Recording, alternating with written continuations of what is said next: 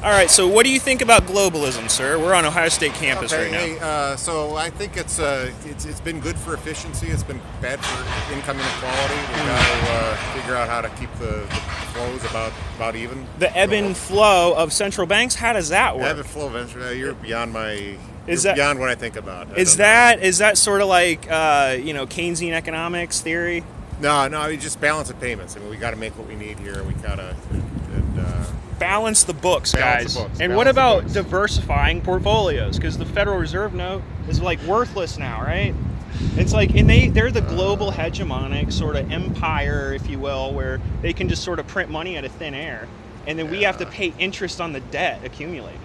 So we're just little tiny surfer workers. I don't pretend to understand any of that. Where a serf is just somebody that is under oligarchy, which is the financial rule of a nation.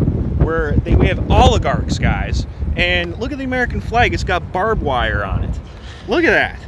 That's crazy, and it's because the system is set up for this sort of barbarous fleecing of the sheeple.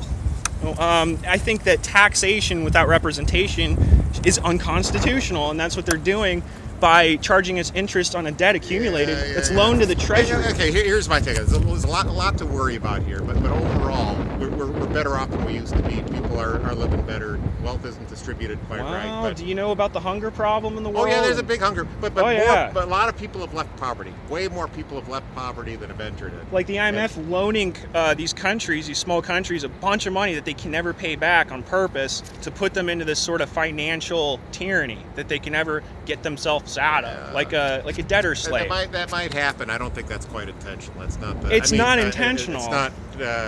So you think it's not really a conspiracy, really? I mean, I don't. Quote. I don't think. No. Every time. Yeah. Every time in my life I've thought I've seen a conspiracy, and I actually look closer. It's just people doing what they do, and it's all just happenstance. Nothing is planned, guys. Nothing. And remember, the Council on Foreign Relations, they're not trying to plan a global government from behind the scenes without us voting on it.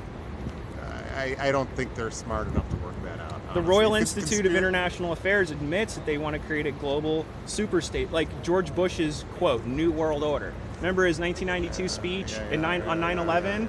And remember that? And he was like, we need a New World Order. Do you know who wrote the book New World Order? There's a guy named Hitler. Adolf Alois Hitler wrote a book called New World Order. Oh, well, he's going to take off, guys.